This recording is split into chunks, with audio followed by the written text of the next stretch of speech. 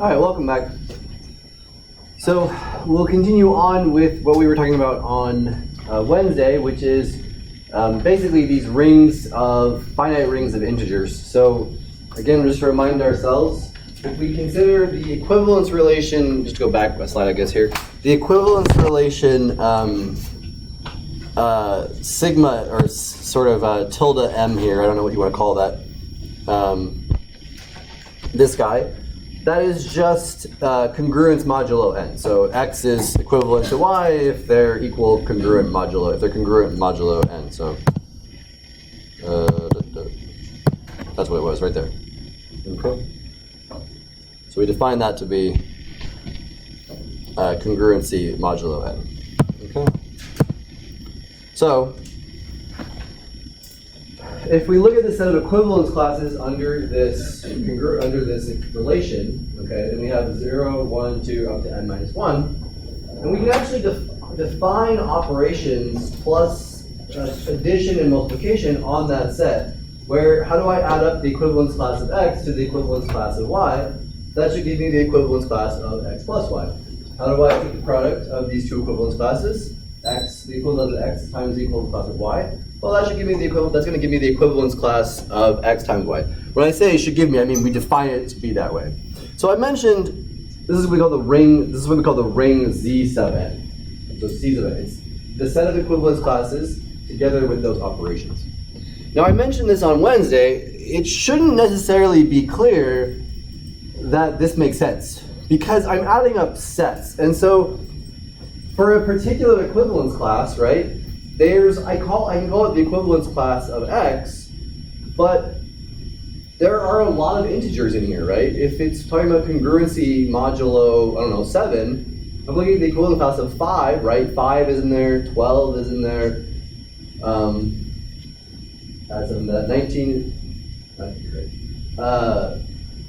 yeah, 19 is in there. So lots of numbers in there. So does my choice of what I call the equivalence class, right? Because when I write down the equivalence class of, say, 5, I could have written down, instead of writing down 5, I could have written down 12 instead. Does that choice of how I choose to write it down make a difference? And the answer is no. Okay. So we can compute, say, 3 plus 8, just to show you what I'm talking about. Compute 3 plus 6. So again, the 8 here means that we're looking at congruency modulo 8. Okay? Well, so by definition, right, 3, the equivalence class of 3 plus the equivalence class of 6 should give me the equivalence class of 9, which modulo 8 would be, of course, 1. Okay? But if I'm looking at congruency modulo 8, I could instead use 11, and instead of using 6 for my congruency, I could use 14. Right? And so if we use the definition we had on the previous page, this should just be the equivalence class of 25. But that is, in fact, 25 is congruent to 1 modulo 8, right? I should say, since... Okay.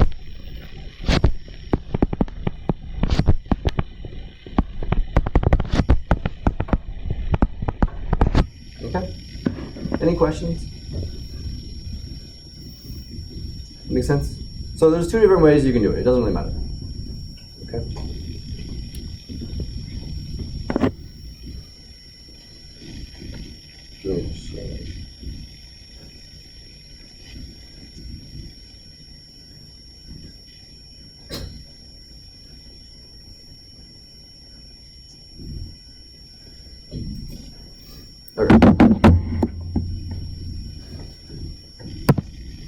Okay, so again, the question is, it didn't matter in that case. It didn't matter, we used 2 different ways of writing down each one of those equivalence classes, and we got the same answer both times. So you hear a lot, more math classes you take, you'll hear this phrase, well-defined, more and more often. What does it mean? It says we say a concept is well-defined, it is independent of all choices used in the definition. This is the most generalized definition you will have in this entire class, right? What does that mean, a concept? But if I define something, and if it's always the same, right, regardless of the choices I make, then it's well defined. So in this case, we have the following theorem that just says that the operations plus and the operations of addition and multiplication on Zn are well defined. In other words, I can add equivalence classes, and it doesn't matter what representative from each equivalence class I use to do that calculation, I always get the same thing, regardless of how I decide to choose my representatives for my equivalence classes. Okay? And this is mostly straightforward. So just to remind you guys, I'm gonna go back a ways here. We can use this, right? So if A is congruent to B modulo n, then there's a K, so I can write B as A plus Kn. Which makes sense, right? Because if you think about it, it's nothing really new. If A is congruent to B modulo n, then their difference has to be congruent modulo 0, which means that their difference has to be a multiple of n. Okay. All right. So we'll prove plus is well defined, and the proof of multiplication is the same. So what do we want to prove? Like, how do we actually prove this is well defined? We basically have to prove if the congruence class of X is the same as, say, the congruency class of A, and the congruency class of Y is the same as the congruency class of B, then I want to show that, that if I take the sum X of X and Y, that should give me the same thing as if I did A plus B. That's more or less what we want to prove there. Okay? But if the equivalence class of X equals the equivalence class of A, then that implies that X is congruent to A modulo n, and by the thing I just wrote down a second ago, that implies that A is simply equal to X plus Kn for some K in the integers. Similarly, B is equal to Y plus ln for some L in the integers. Okay. So, if we add up A plus B, or the equivalence class of A plus the equivalence class of B, this is simply X, the equivalence class of X plus Kn, plus the equivalence class of Y plus Ln. And so, how do we define this, right? We define this, you just add up the equivalence class of those two things, right? So this is just the equivalence class of X plus Y plus N times K plus L, right?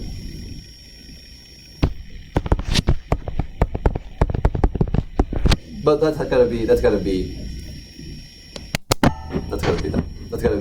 congruent to the equivalence class of X plus Y, and that's how we defined the sum of the equivalence class of X plus the equivalence class of Y. That's it.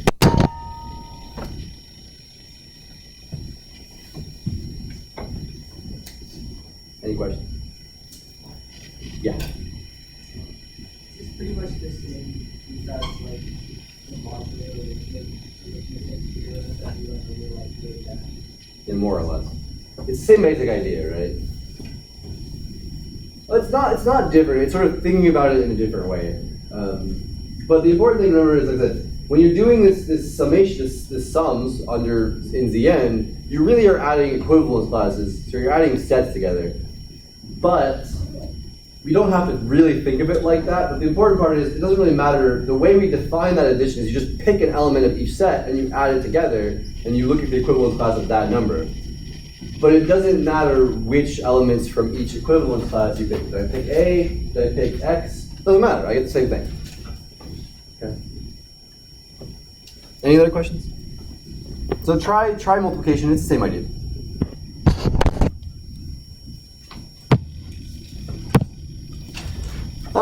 Just a short bit on notation here. So usually because we use, if you take an algebra class, you'll see a lot of this stuff. When I say algebra, I mean like Math 120, A, B, whatever. You'll see a lot of Zn. So instead of writing it with the brackets, we kind of just drop them, and we just write them as the actual numbers, 0 through n minus 1, and we just define x plus y to be whatever x plus y is mod n. So it's just, we just sort of drop all of the equivalence class addition with the brackets because it just ends up being annoying to keep repeatedly writing them. So we just sort of, we have to understand that these numbers are not numbers in the sense that you think of them, they are sets. Okay. But anyway, when you see this, we'll usually just drop the equivalence class addition. Okay? Any questions?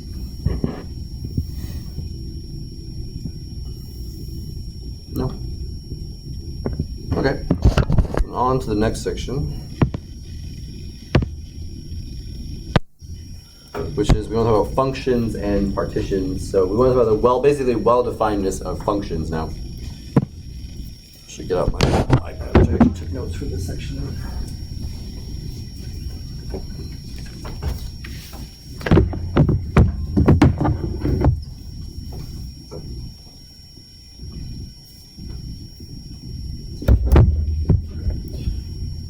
Okay. So we'll start by way of an example. Suppose we define a function f that goes from z4 to z6. Remember, z4 is 0 through 3, where we do addition modulo 4. And z6 is 0 through 5, we do addition modulo 6. So we define our function by f of x is equal to 3x mod 6. Now it's really important, remember that when I write down x and 3x, those are actually equivalence classes, right? This is a function that sends one equivalence class in one ring to an equivalence class in another ring. So when I write this, what I really mean is this. I really mean f of the equivalence class of x in z4. So I use the 4 to mean this is the equivalence class in z4.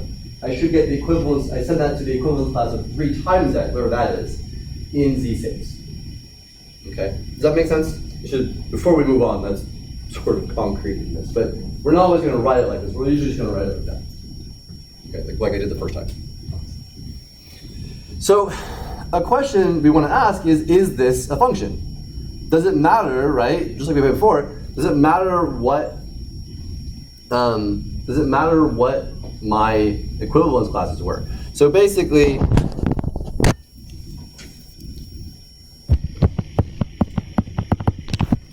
if I have A equal, the equivalence class of A equals the equivalence class of B in Z4, does that imply that F of that thing, those will be the same?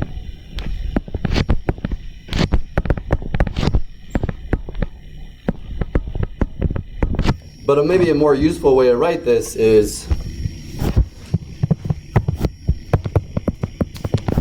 does A congruent to B mod 4, does that imply, well, what is F of A? It would just be 3A mod 6. So is 3A congruent to 3B mod 6? What is it? If A is equal to B mod 4, is 3A equal to 3B mod 6? Yeah, the answer is yeah. So if this is true, if A is congruent to B, there implies that there exists n in the integers such that A is equal to B plus 4n. Okay, right? So again, we're going to use this a lot. That if two equivalence classes are the same in Zn or whatever, Z4 in this case, then I can write one as the other one plus 4 times an integer. Again, just think of it as saying like A minus B. If this is true, then A minus B has to be a multiple of 4, right? That's what it means, right? Two numbers are congruent mod 4, they're different types of multiple 4, which is the same as writing this. Okay. Well, now just multiply both sides of this equation by 3, right? So you get 3 times A equals 3 times B plus 4n. So you get 3A equals 3B plus 12n, and so that implies that 3A is congruent to 3B mod 6, right? That's it. Because obviously 12 is 6 times 2, right? Any questions?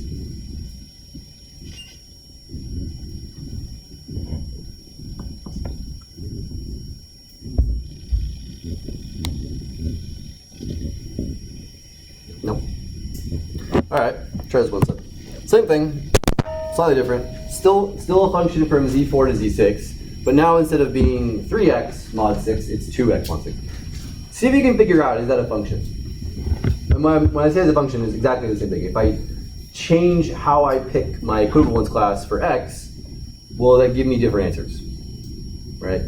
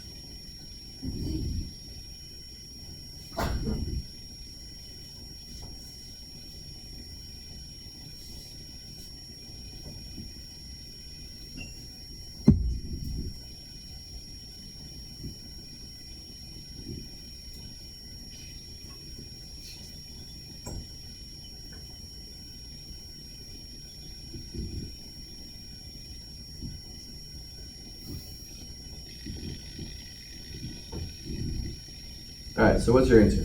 No. No, why not? So remember, just fundamental fact of this class, we don't do as many proofs that things aren't true. We tend to do a lot of proofs that things are true. But if you think something is not true, all you gotta do is provide a counterexample. Do not give me a proof that something's not true. Just give me some numbers, some concrete evidence that it's not true. So anyone?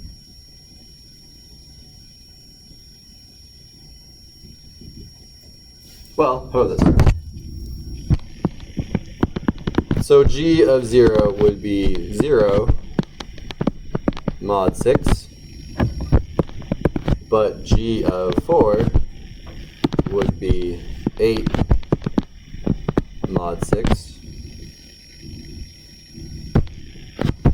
And we have that 0 and 4 are congruent mod 4.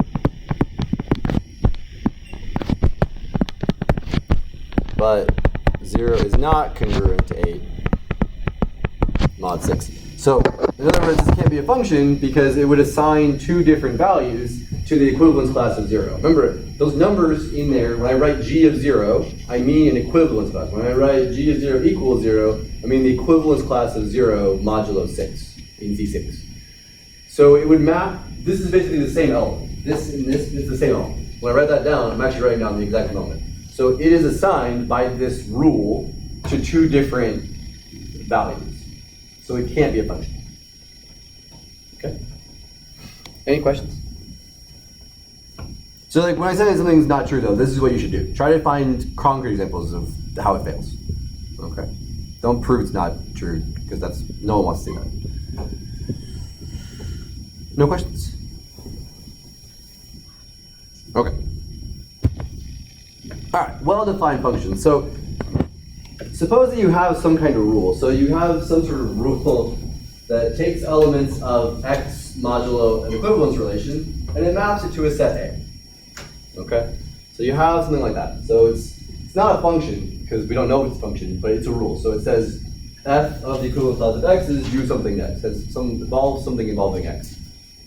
So we would say that that rule is well-defined, is a well-defined function if the equivalence class of X, if the equivalence class of X is equal to the equivalence class of Y, then f of that equivalence class, those equivalence classes should be equal. So basically, if X equals Y in equivalence classes, then f of X should equal f of Y.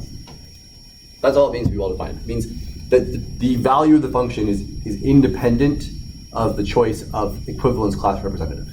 You have two different possibilities, it doesn't matter which one you pick. More than one, I guess. Okay? That's all it means to be well-defined. Any questions? Okay. All right. Show that this is well-defined. So you have f of x, so from Zn to Zn, so it maps from Zn to Zn, defined by f of x equals x squared plus 4. I think it should be mod n, I'm sorry. Too much mod 4 going on. So show that's well-defined.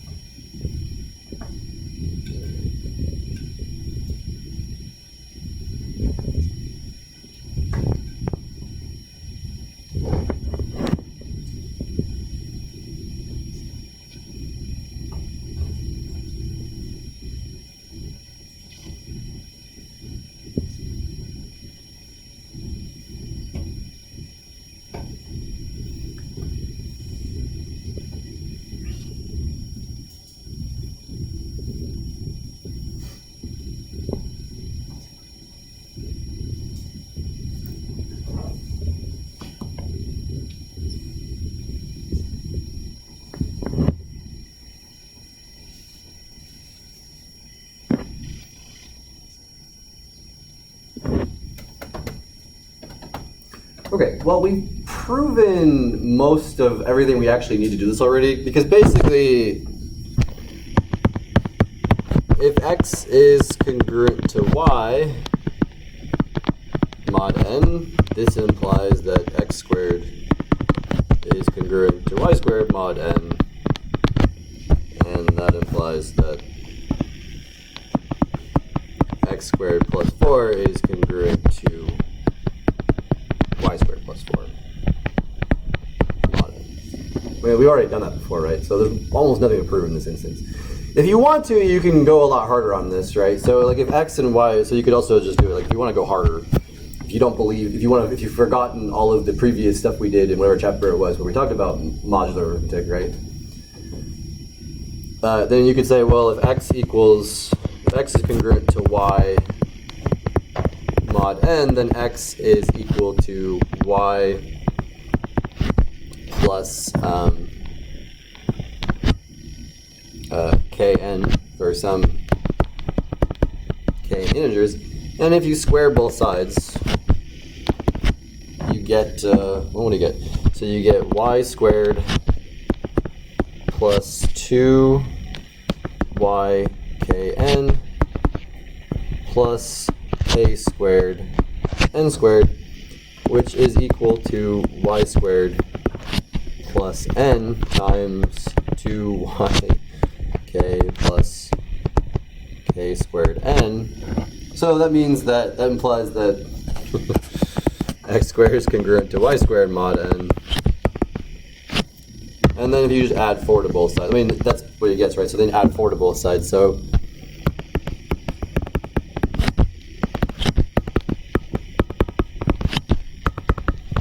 let's call it L.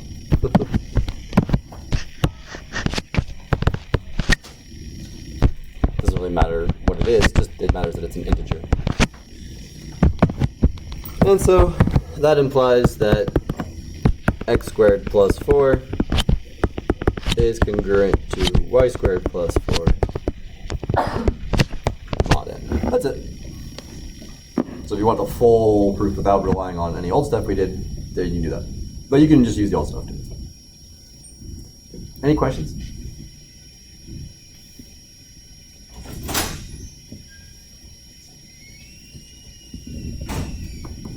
All right. A little bit harder.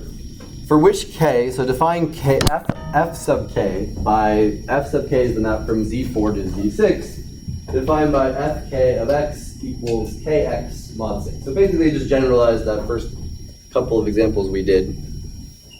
For which k is that well defined? Why don't you guys first try k equals 1. Try that first. And ask, is that well defined?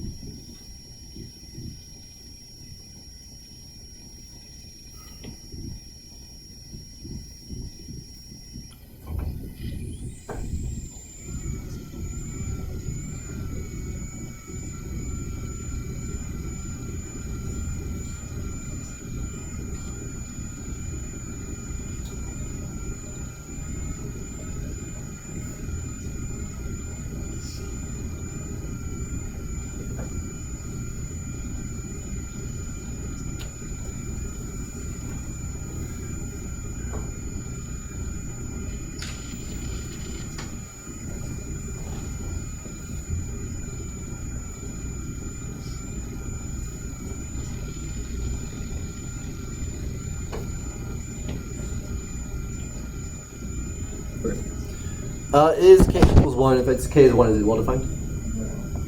No, why not? 2 and 6. Yeah, that's true.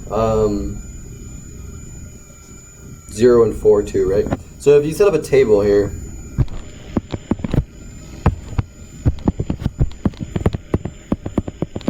okay, if you do 0, 1, 2, 3, that's all of z4, you get 0, 1, 2, and 3, right? Because it just multiplies by 1. It just sends it from, it sends x to from z4 to z6, just same number there. Obviously, it's going to be good on the elements that are elements of z4, right? But if I send, for instance, 4 over here, it'll be congruent to 4 mod 6. And then 5 will be congruent to 5. And then 6 will be congruent to 0. And then 7 will be congruent to 1. And so on. But you don't really need to do anything more than this. You can just note this column and this column. Or yeah, you can do 2 and 6 as well, right? 2 gets mapped to 2, but 6 gets mapped to 0, which are different equivalence classes in Z6. But yeah, basically,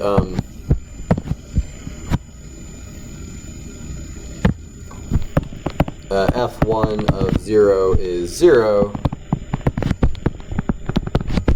but but f1 of 4 is 4, 0 is congruent to 4, mod 4, but 0 is not congruent to 4, mod 6. Okay, well, you could just check the rest of them. I mean, you really only have to check k goes from 0 to 5, because anything past that, since your sort of codomain is, you know, the integers modulo 6, you don't really have to go any further than 0 to 5. Once you get past that, you can just sort of rewrite it in terms of, you know, using modular arithmetic. You can do it systematically, but it's probably easier to not do it systematically. Okay. So, for other k,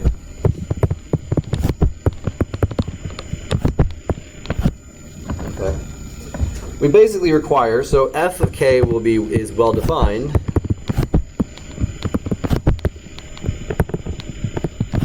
Again, if x and y are in the same equivalence class, so if x is congruent to y mod 4, if that implies that kx will be congruent to ky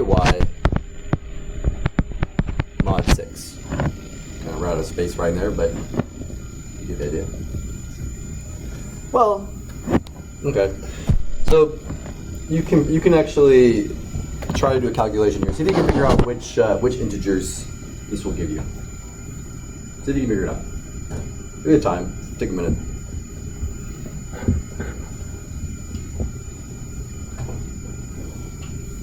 I'll give you the first step here.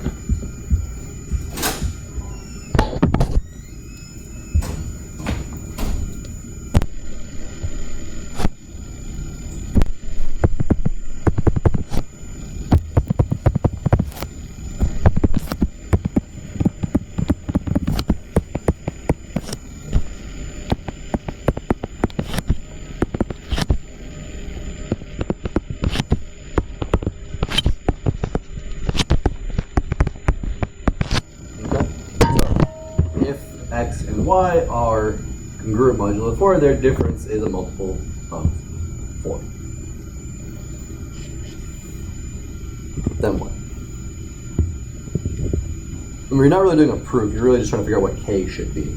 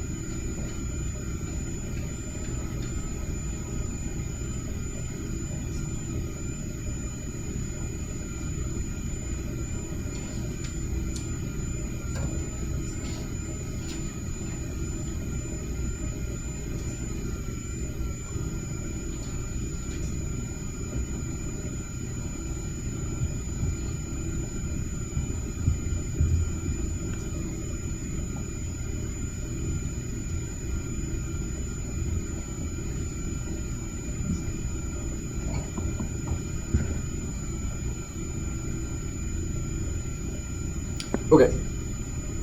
All right, so the next step here is, since x minus y equals 4n, right, you can multiply by k. So you get kx minus ky will have to be equal to 4kn. And if you're looking at this, right, you want to know, like, when is kx going to be congruent to ky mod 6? It should be clear what has to be true. So remember, to be well defined, it can't depend on x and y, right? So the k is fit, or the k is what we're looking for. So what has to be true about k for this to be divisible by 6, no matter what? No matter what x and y are. What has to be true about k? 4k has to be a multiple of 6, yeah. Which means that k has to be divisible by 3, right? So, right, this is, so let me write down what I was saying here. So to be well defined,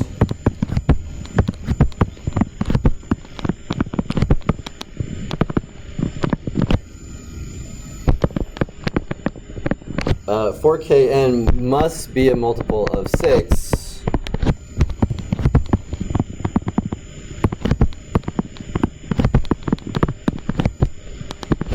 independent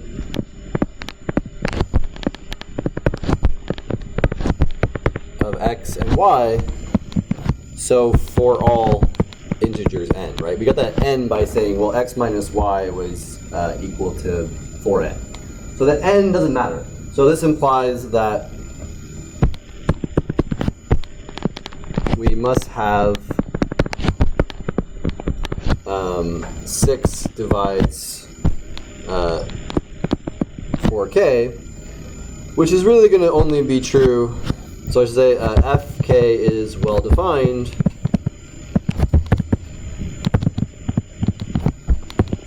if and only if 6 divides 4k, which is only going to be true if 3 divides k. Okay. So basically, for every integer that's a multiple of 3, f of x equals kx, in that case mod 6, will be well defined. So basically, since kx is going to be an integer in sort of an element of z6, we only need to consider the k. Consider does not start with k. We only have to consider k in the integers 0 through 5, like I said.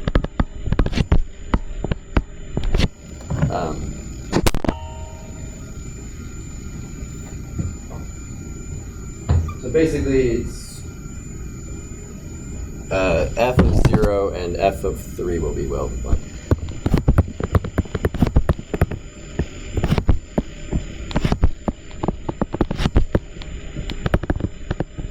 Okay.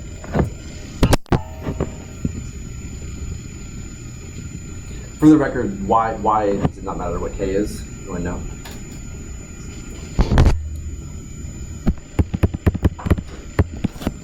If, let's just say, if k is congruent to a different number, I don't know, let's say j mod 6, then k is equal to, or so I'm going to say j is equal to k plus, I don't know, 6n, right? Then k times x will be equal to x times, or sorry, j times x, what I want here. J times x will be equal to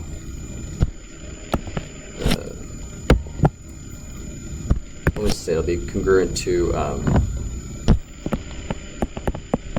k plus 6nx, which is congruent to kx plus 6n, which is congruent to just kx, right? If you have a multiple of 6, it's just, this is just 0 mod 6. We're doing mod 6. I should write the mod 6 at the very end.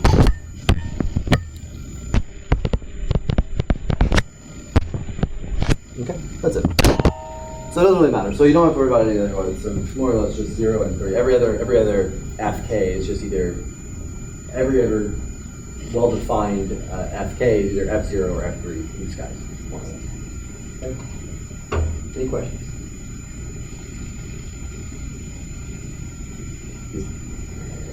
Okay. There's some more stuff in here that I actually skipped because I didn't really want to look at the pictures. Just stuff like functions on the torus. So they give you an equivalence class for like the torus. So feel free to read the notes and look at that stuff, but I'm not super concerned about it.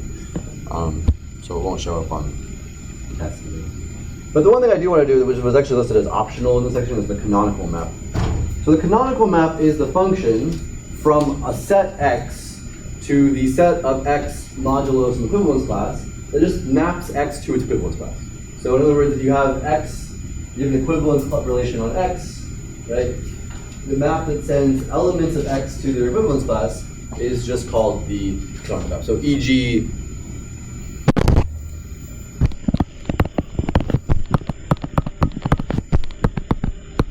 if X is the integers and X modulo, say, tilde n there, that's just the integers modulo n, you can have a map gamma from the integer z to zn, and all it does is it just maps X to its equivalence class in there. I mean, I don't really know, I need an example, I guess it's probably pretty clear, but just something like that, that's basically all it does. Okay, so we call this the canonical map. So this is a very helpful tool you'll get when you get into abstract algebra and you're doing a bunch of work with equivalence classes and things. This will be a thing you'll see a lot. And so we have the following theorem that just says, suppose you have sigma is an equivalence relation on X. The basic idea here about this theorem is, suppose you have a function from, it sort of deals with functions from X to a set A. And basically, if you have a set, if you have a function f from the set of equivalence classes of X to A, that's a function, then if you define a function capital F just from X to A by it's just a composition of lowercase f with the canonical map, then it will have this property. If X and Y, if X is equivalent to Y, then f of X will be equal to f of Y. So it has to map anything in the same equivalence class to the same element in A. Okay. And the other half of this is if f of X, if you do have a function that maps elements from X to A, if it satisfies this property, right, where it maps all of the elements in one equivalence class to the same element in A, then essentially you can find a function lowercase f from the set of equivalence classes to A that satisfies that condition. Right? Capital F will be the composition of that function with canonical. Okay. There's a picture in your book, like a diagram, and I actually don't know why I didn't include it in here. I was in a hurry. I actually misread the schedule, and I thought I was only doing 7.5 today, so I typed this up very quickly. Okay, so the proof of this, it's not too hard. Okay, so for the proof of one, if X is related to Y, right, then they have the same equivalence class. Okay. And we have then that lowercase f of X equals lowercase f of Y, because, right, these two elements, these are the same elements in the X modulo our equivalence relation. These are the same element, right? In X modulo tilde, right? Okay. So of course, lowercase f of X, the equivalent class of X, has to be equal to the lowercase f of the equivalent class of Y, because these two are the same guys.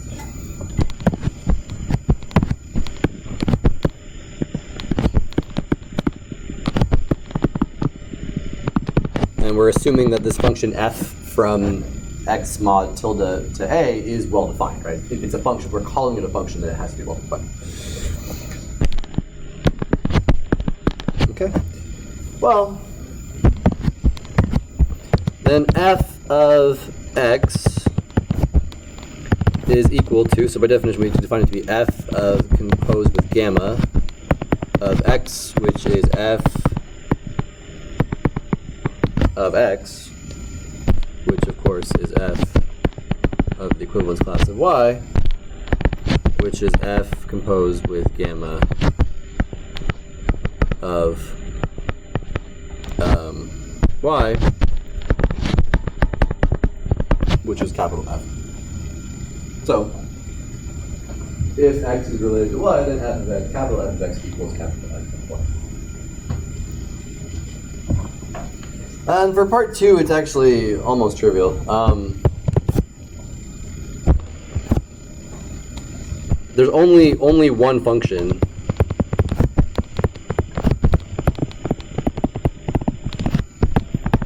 f from x mod tilde to a such that capital F, okay, hold on. So that capital F is the lowercase f composed with the canonical map. Remember, in this one we're assuming that this f exists, right? And has this property.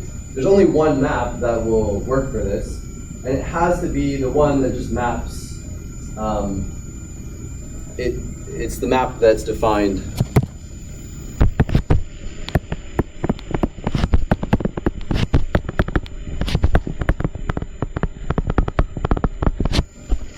it's the function defined by f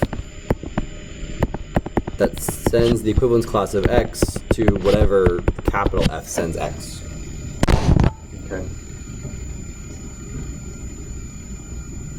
So the only thing we have to do is just show that this function, this mapping, is well defined.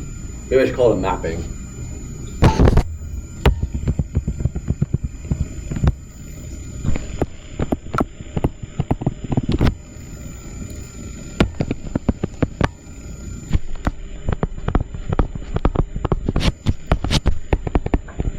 So it should be clear that capital F will be lowercase f composed with canonical map. It is well defined.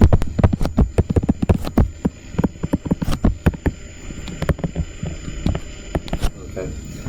If the equivalence class of x equals the equivalence class of y, that implies that x is equivalent to y.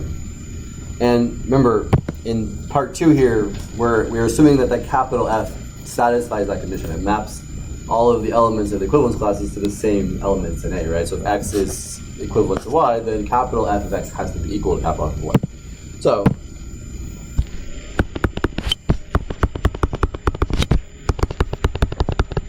but capital F of x, that's lowercase f, evaluated at the equivalence class of x. Capital F of y, that's lowercase f, evaluated at the equivalence class of y, so that implies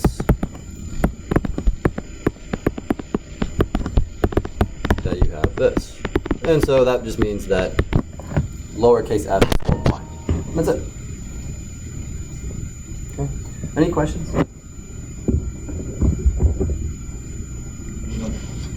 Yeah, sure. So in part 2 here, we're assuming that if you have a function uppercase f that goes from the original set x to a, if it maps, basically if it sends every elements that are sort of equivalent to the same place in a, right? So what does this say? What is this condition? X equivalent to y implies f of x equals f of y. What that means is that basically that function uppercase f is constant on equivalence classes. It has the same value for every element of an equivalence class. Right. So all that you really have to do is obviously you can define this f as we did before, right? How do you define f of the equivalence class of x? It has to be uppercase f of x. And that will clearly have this, it'll satisfy this condition here, and it will be well defined, which is really the only thing to prove there is that function is well defined. Okay. All right, any questions, other questions? Okay, in that case, have a good weekend, and I will see you guys on Monday. Okay, don't forget, I just went through and assigned you had homework due yesterday, but I assigned homework 7 as well too, so it's all been posted for you guys to work on if you want. I tried to actually get ahead already in the quarter here, so have a good one, guys. Sure, we can start studying. I think our final exam on Monday. Yeah, so you have like 10 days to study for it. So like, start studying now, I guess. Just work through problems. I will go through and post chapter 6 homework solutions for you guys. I have all the book problems, chapter 6. I'll post chapter 7 as soon as you turn in the last homework assignment. And 8, I guess. Okay. All right. Have a good one. Enjoy your weekend.